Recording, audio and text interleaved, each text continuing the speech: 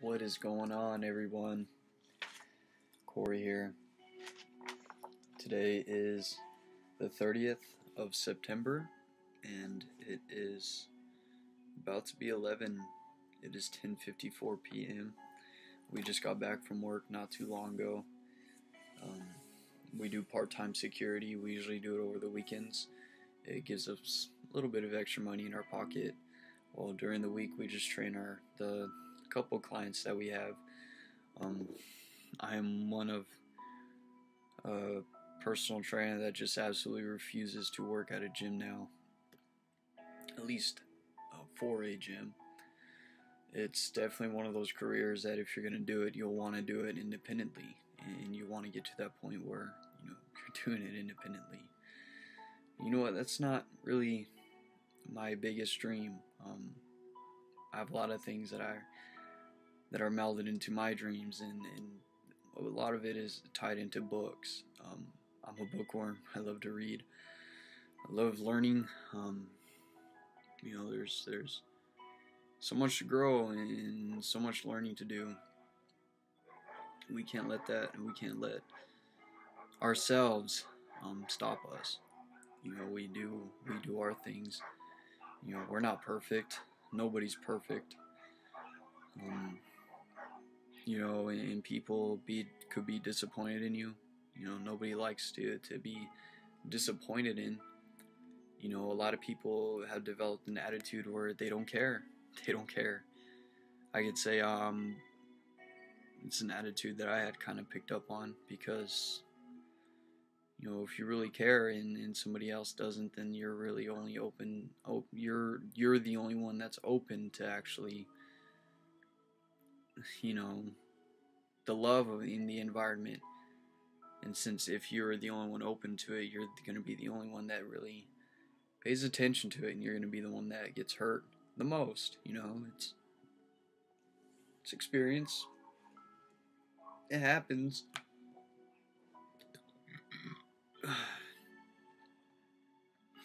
Excuse me. Sorry. So I believe we are getting ready to...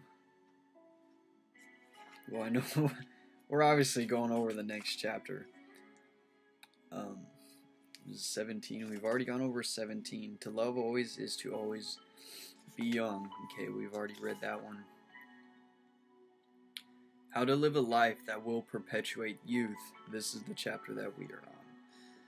So, without further ado, we have our Sonicade music to inspire positive thinking playing, because we all need more positive thinking in our lives, especially when we're not around so many other positive people.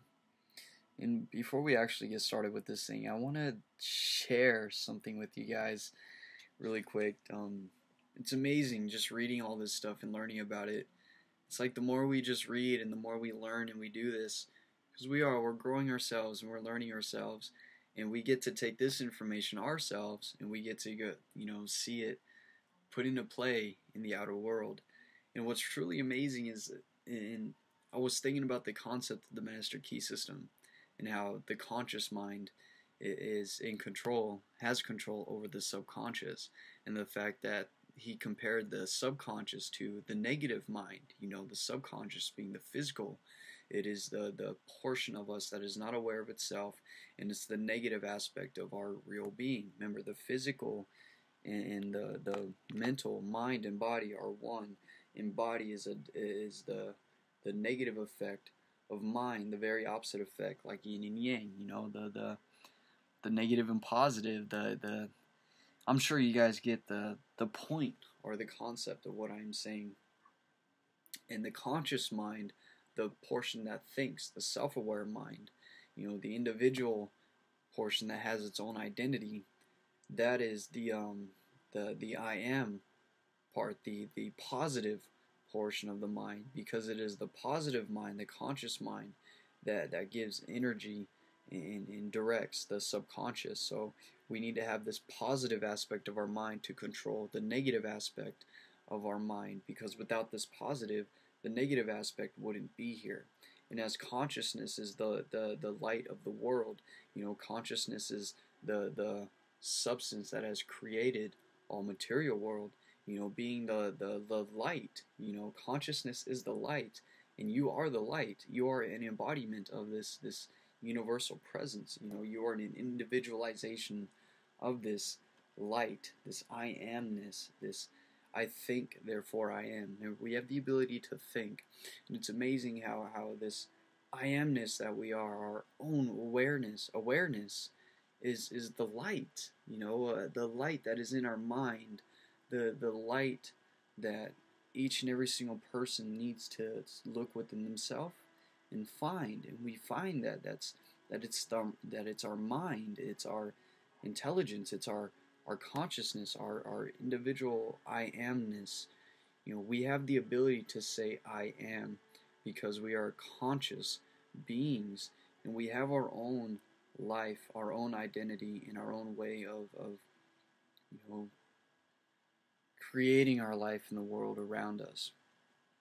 So I just wanted to share that with you really quick, that it was a concept that I was actually living from, knowing that everyone is mind and body, and that their intelligence, their mind, this light of what they are is who they really are, and is the point of where they're functioning from. You see all these people, that's one thing I enjoy about doing security and being a security guard job, being a security guard. So you get to people watch, you get to watch so many people, and it's amazing how a lot of people think security guards are idiots. I had a lady come up to me and start giving me attitude. She was the coach of the team, and I kind of gave her attitude back because I wasn't going to take her crap, and I kind of told her after, like, what I don't understand is how you're just going to come on and start talking to me like I'm just some freaking piece of crap, like, no, I'm not an idiot. I see exactly where you're coming from. You think just because you're the coach and you have this cheerleading team, when all the cheerleaders think that they're so high and mighty and so pretty that they could just do whatever the heck they want, probably because they have all these college dudes, trying to get all over them and things and whatnot. You see these things, you see it, you can see how a person is thinking, you can see what they're thinking about, you can feel their energy, you can see like it's amazing. And when we go over this and we learn this stuff and we raise our own consciousness to a higher state of being, we'll be able to see all these things because you're operating from a higher plane of being than the lower planes of consciousness. Remember, life isn't here. Everything external is only relative to what is happening within. As above, so below, as within, so without. Whatever is happening within us, Creator, we are going to create and express outside of us. And we do that by taking on the image and embodying that which we are thinking, meaning that what we think the most will determine the actions that we take. We embody that. But we also send out those vibrations within the ether. Remember, those thought vibrations are registered in this infinite mind, the universal mind. And it travels through this mind, through the law of vibration. That is how other people are able to receive the thought, thoughts that you send. I know you thought of something or somebody, and you might have felt a deep, convicted connection, with that person you're thinking about, and lo and behold, they end up calling you a little bit later, or the next day, or even, you might even run into that person. You're calling, you're sending your energies. It's like you create that mental picture in your mind, you create that vibration, and that vibration then gets sent out into the universe, and by the law of attraction, it just attracts with other it melds and meets with other vibrations similar to the nature of your vibration, and you will attract those things in your life. You will attract other people that are in accordance with that vibration. It's amazing. It's an amazing concept, and you can see how we really do attract those things into our life. we don't really, we almost never really get those things that we want. We get those things that we are, because, you know, as much as I love fitness and I thought I wanted fitness, it wasn't, I feel that this is more Corey than fitness. You know? You know? And it's usually the person who you really are that is the success, where you will get your success. So with all that being said, let's go ahead and get started. We are on Chapter 18, and this is How to Live a Life That Will Perpetuate Youth by Christian D. Larson's book, How to Stay Young, and what the prophet has dreamed the scientists will prove to be true. So, let us begin. To live a life that will perpetuate youth, the first essential is to die daily to the old. That is, pretty much saying to literally let go of the thought that being old exists. You die daily to the old. That is, everything that has served its purpose should be eliminated from the human system. To carry in the system anything that has served its purpose is to produce the aging tendency, because the accumulation of useless elements in the system will retard the renewing tendency. That which has served its purpose, be it physical elements, mental states, or ideas, cannot be used anymore, and that which is of no use to the system will clog the system, thus interfering with every natural process. The accumulation of useless elements in mind or body will also produce ossification, because that which is not in use is not alive. It becomes dead matter, and much matter invariably withers. And such matter invariably withers, dries up, and hardens every cell with which it comes in contact.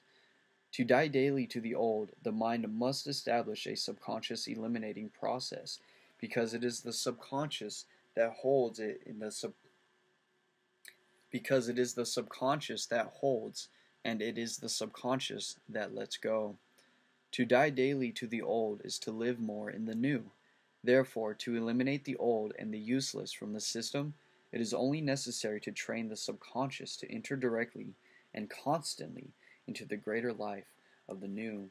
Now remember, the way to do that is by continuous repetition of self-suggestion, repeating to yourself, visualizing yourself, and understanding that this body that we're living in, the physical aspect of who we are, literally regenerates and creates itself every single year. Every year, this physical Corey that I'm in now is different than the Corey that was here a year ago. I'm a completely different being physically because of the process of renewal, perpetual renewal that the subconscious mind naturally goes to. And we must eliminate old age conditions from the subconscious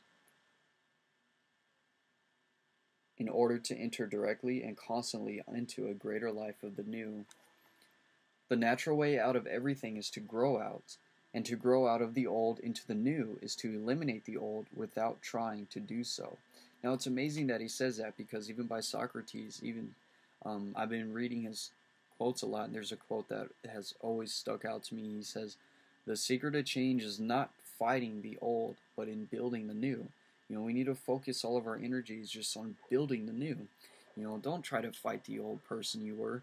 Just focus on building the new portion. Because if we just focus on fighting the old, we're just putting more energies into that. And we're fighting ourselves. And that's just going to create stress and just inharmony within ourselves. And it'll make us, not want to make that change or to get more frustrated. And it's harder to change a habit that you've been doing for a long time that is not really serving you so much anymore.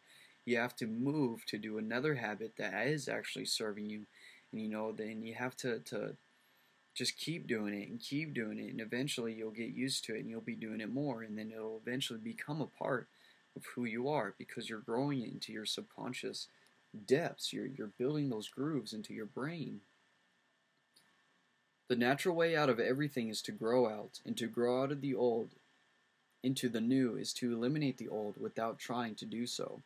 To try to eliminate the old is to practice resistance, and that which we continue to resist will continue to remain with us. We remove the lesser, the inferior, the imperfect, by giving the whole attention to the realization of the greater, the superior, and the perfect. To daily impress upon the subconscious a strong desire to grow into the new will produce in the system a tendency to pass out of everything that has served its purpose and enter into that which we now use in promoting our greater purpose. This subconscious impression must be so deeply felt that every atom in the system is thoroughly animated with the same desire, the desire to retain only that now which can be of actual use now. To die daily is to pass through a perpetual regenerative process, because to die, in the true sense of the term, is to eliminate the useless and transform to higher states of life and action those things that have permanent value in human advancement. Okay, I want to read that again because I know I stopped for a second right there. So he says, in the true sense of the term, is to eliminate the useless and transform to higher states of life and action those things that have permitted value in human advancement. And so long as regeneration is taking place in the system, the elements of youth will be perpetuated. The process of regeneration is a renewing process, a process that causes the human system to recreate itself in the likeness of higher and higher states of being. Therefore, it is not possible for the personality to grow old while regeneration is taking place. To live a life that will perpetuate youth, the first essential is to eliminate that which has served its purpose, and the second essential is to enter that into which can serve our greater purpose. Wow, it's amazing. We just said that right now.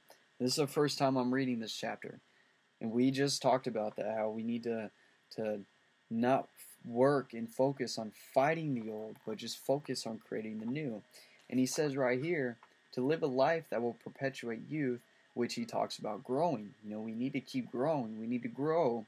The first essential is to eliminate that which has served its purpose, to let go of those things that no longer serve us. It has served its purpose, and it is not there to serve us anymore. And the second essential is to enter that which can serve our greater purpose, such as sitting down and recording these videos and going over the information with yourself, and whoever watches these videos with you can go over them with you as well, and they can learn with you as you learn yourself, because one day you're going to be that person and the world's not going to let you retire, because you're going to be that one person that they need, and nobody else is going to be able to be that because you are you, and you could bring those things to those people in ways that other people can't. They need you. Creator, viewer, Corey, just keep doing, man.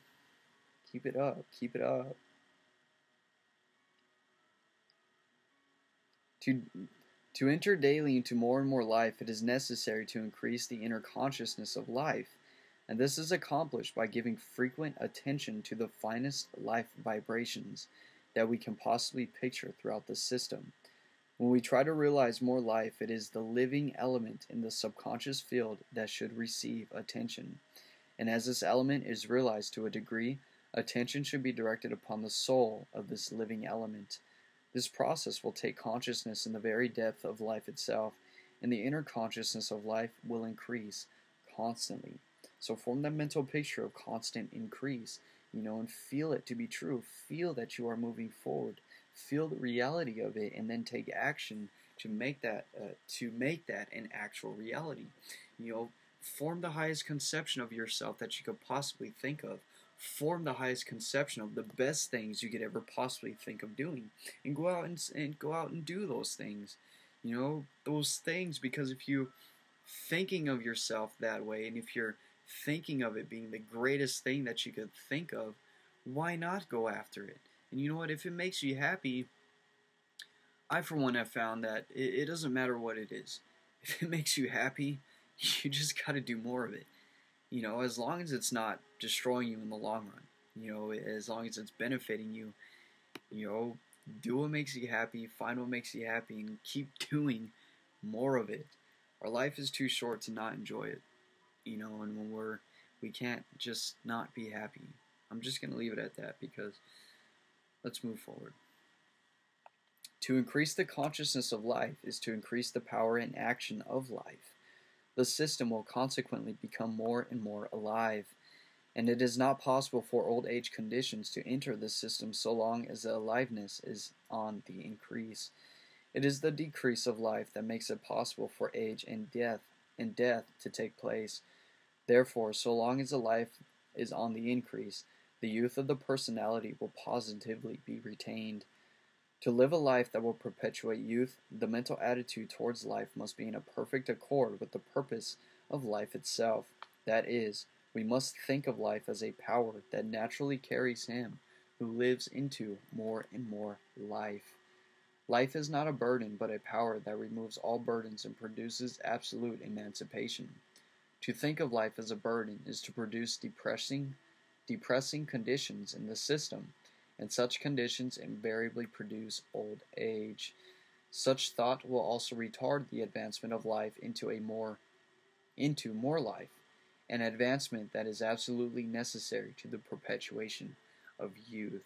So what he's saying there is any thoughts of depression and depressing conditions or any thoughts of depression will create depressing conditions, and that is the enemy to an advancing life. You must think of advancement. You must think of greater things. You must think about righteousness. Like we read from Philippians, think upon those things. Think upon that which is righteous.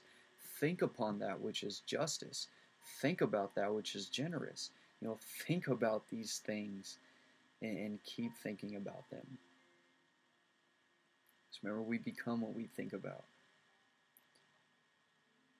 To be thoroughly interested in life is to mentally dwell with life, and the more closely we live with life, the more life we shall receive.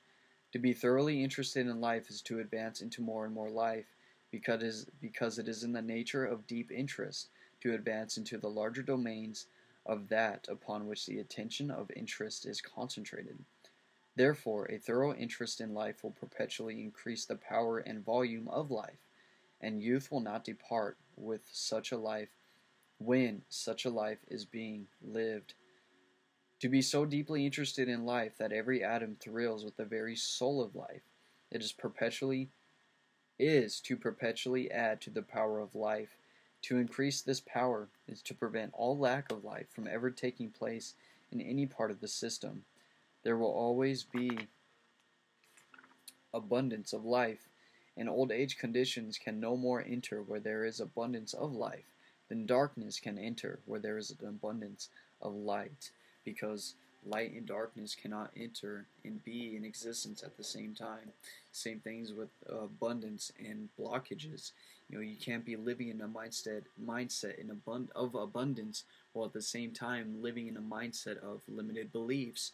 You have to break through those limited beliefs and believe that you are abundant. Believe that you are greater than what you believe you are now, because you are.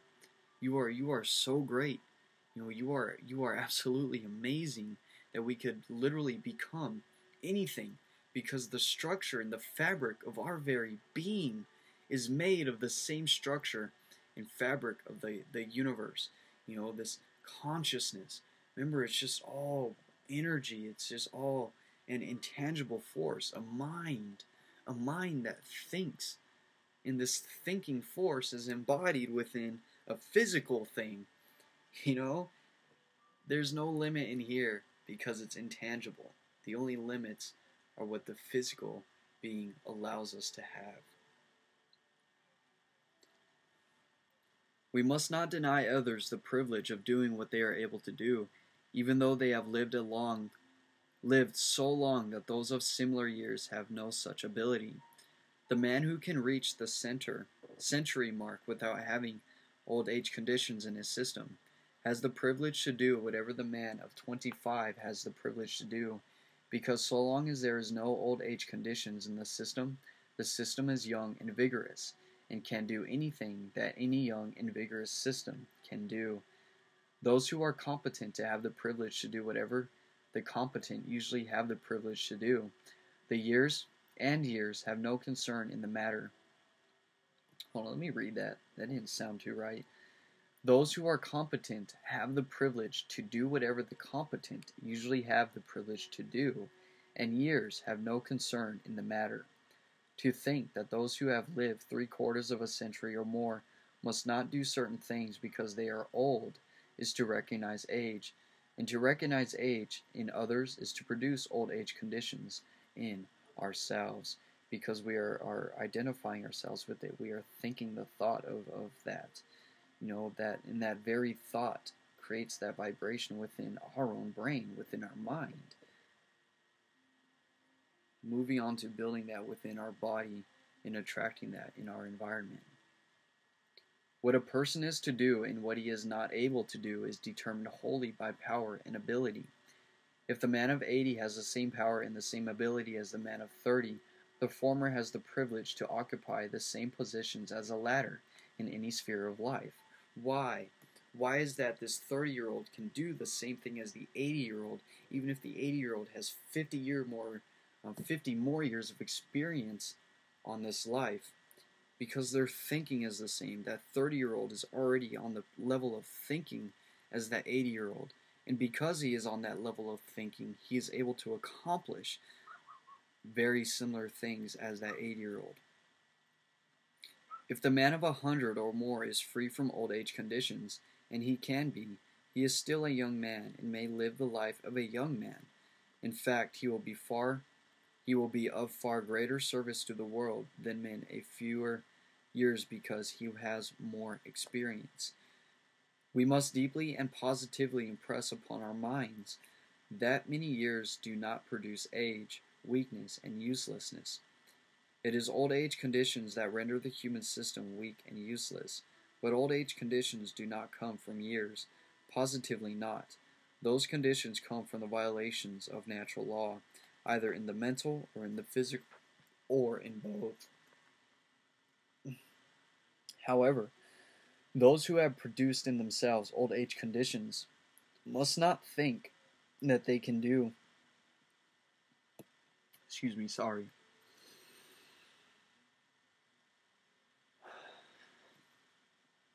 must not think that they can now do what those can do who are free from old age conditions. However, let's read that again. However, those who have produced in themselves old age conditions must not think that they can now do what those can do. Another one of those sentences. I'm just not in the mood right now to be dealing with this type of writing. However, those who have produced in themselves old age conditions must not think that they can now do what those can do who are free from old age conditions. The proper course to pursue is to first remove these old age conditions, and when this is done, the normal vigor of youth will be regained. Those who have produced in themselves old age conditions must not think that they can now do what those can do who are free from old age conditions. Right, because people who are just beginning to think to overcome those conditions are not going to be able to obviously reach the same amount of results as fast as those who are free from old age conditions, because that person who is not free from old age conditions has to reprogram themselves to be free from those old age conditions.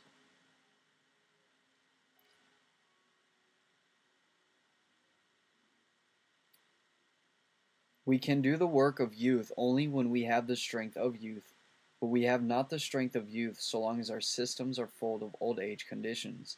Nor will old age conditions disappear simply by our trying to do what youth alone is competent to do.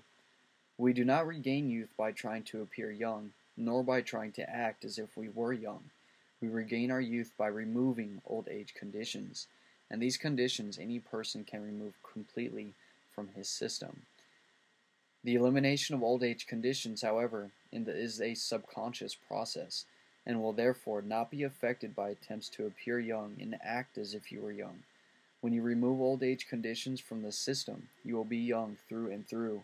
You will consequently look young and act young without trying to do so. The power of youth comes from within, and to enter more and more deeply into the inner consciousness of real life is to awaken to this power. And when this power is awakened in the person, old age conditions will absolutely disappear, regardless of how many years that person may have lived. Now that is the end of Chapter 18 on how to live a life that will perpetuate youth. Now thank you so much for making it to the end of this video. If you like this video, please subscribe it, and also please share it. You never know who else needs to listen or to learn some type of information like this, and you never know who else wants to stay as young as they can for as long as they can. We learned that we need to get our mind and our body working in congruence, working together, not just separating your body from the mind and not just separating the mind from the body. We have to live for both the mind and for the body, both together. It's amazing because these two aspects of our being are separated, yet at the same time they are connected. It's amazing. We have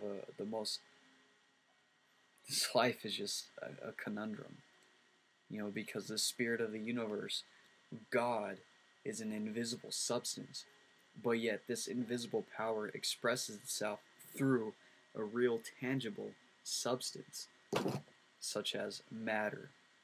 In Hindu mythology, they consider it as Shiva and Shakti.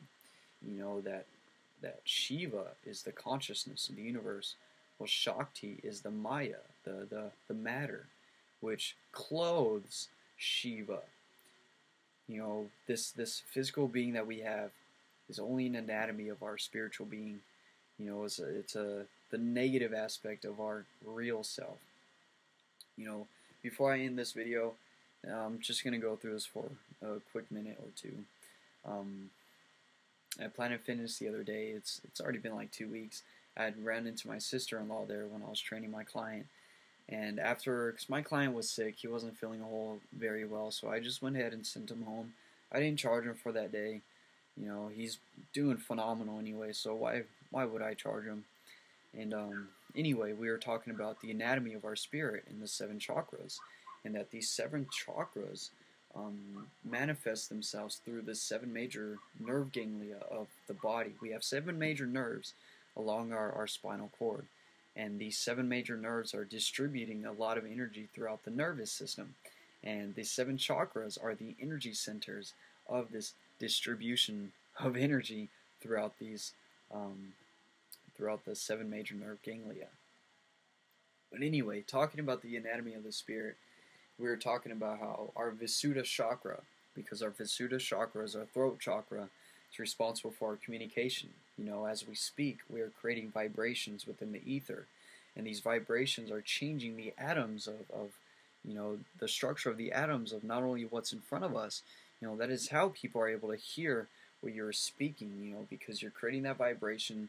That vibration then travels along this ethereal fluid, God's mind, if you will, in the form of vibration, and it is then picked up by your individual spark of consciousness, and then you decide how you're going to take that information, then you decide what it's going to mean to you. Okay. How did I start that sentence off? Right. The chakras, the Visuddha chakra, our throat chakra. We were talking about how, because we're all souls, when this body dies, when we leave and die from this planet, we're just going to move on to another solar system, somewhere else in this galaxy. I don't believe we're tied down to this one place. I believe we are meant to travel. God wants us to be in a bunch of different places at once. Why would we just be barred down to one place? But talking about the spirit, because our soul, the spirit of who we are, is forever going to remain the same, because that is who we are. But we might take on another form in a different life. We might take on a different form on another planet. But that form that we take on will have the ability to speak just as this human form does. simply because that is the anatomy of our spirit. Our spiritual being has the power to speak and create those vibrations. And this physical being had to form the throat itself to express this power that our mind has, that our spiritual body, our spiritual anatomy has. It's an amazing concept, some food for thought. Wanted to share that with you guys. We were talking about it and how it's an amazing concept. And how cool does that sound?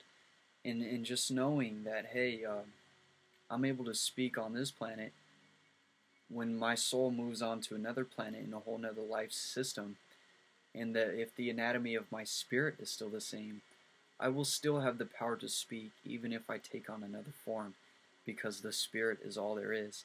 When this body dies, the spirit leaves and moves on to another life, while the body remains here and deteriorates and goes back into the earth.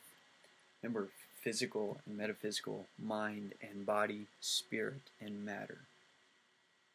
Two worlds colliding into one. So, with all that being said, we're going to go ahead and end it right here. If you made it to the end of this video, thank you so much for watching. And remember our daily affirmations. We are the lights of the world. You and me.